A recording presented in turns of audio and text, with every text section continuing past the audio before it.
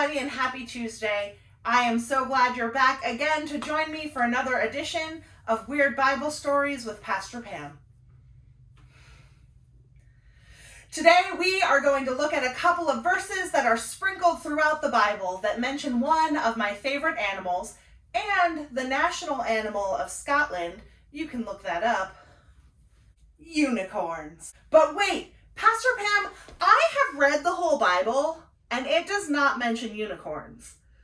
Well, to that I would say that you are not wrong, but you're also not completely right. Let's get into it. If we go back to the King James Version of the Bible, which admittedly is not something that you'll hear me say too often, unicorns are mentioned 9 times. Twice in Numbers, once in Deuteronomy, twice again in Job, 3 times in the Psalms, and once in Isaiah. Will the unicorn be willing to serve thee, or abide by thy crib? Canst thou bind the unicorn with his band in the furrow, or will he harrow the alleys after thee? Save me from the lion's mouth, for thou hast heard me from the horns of the unicorns. He maketh them also to skip like a calf, Lebanon and Syrian like a young unicorn. But my horn shalt thou exalt, like the horn of an unicorn. I shall be anointed with fresh oil. If we look at more modern translations, we often see these verses as being translated about oxen or rhinoceroses. There are so many translations of the Bible out there that range from word-to-word translations to thought-for-thought translations to paraphrases and everything in between. Each has its advantages and disadvantages. Firmly in that word-for-word translation camp, we find the interlinear Bibles, which offer a direct translation from Hebrew and Greek scripture right on the page, directly beside the original language. Other Bible translations that are considered word for word are the King James Version and the English Standard Version. A thought-for-thought translation of the Bible, like the New Revised Standard Version, which we often use at Dairy Press during worship, tends to shift the language of the original text for the sake of readability, while still remaining true to the intention and meaning of the scripture as written in its original language.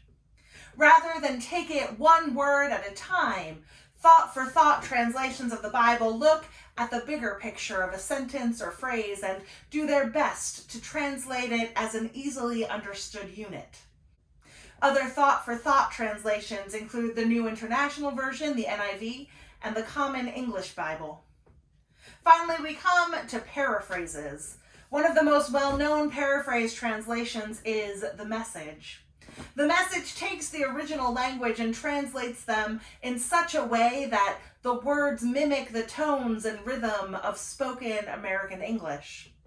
So let's take it back to Job to get a good idea of what these different types of translations sound like.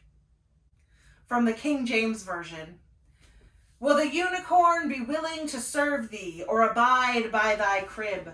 Canst thou bind the unicorn with his band in the furrow, or will he harrow the alleys after thee? And now from the CEB, or the Common English Bible.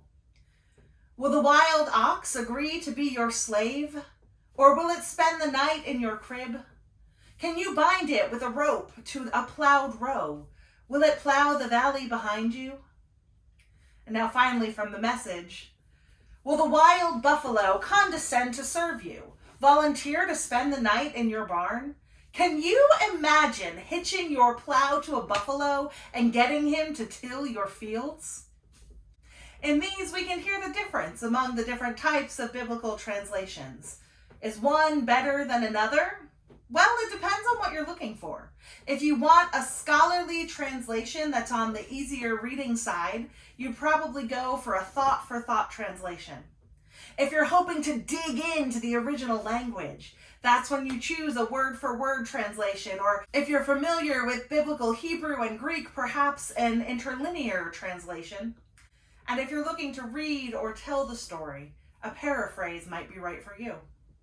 Granted, the type of translation is only one part of the equation when you're choosing which Bible is going to be right for you, but it's a start.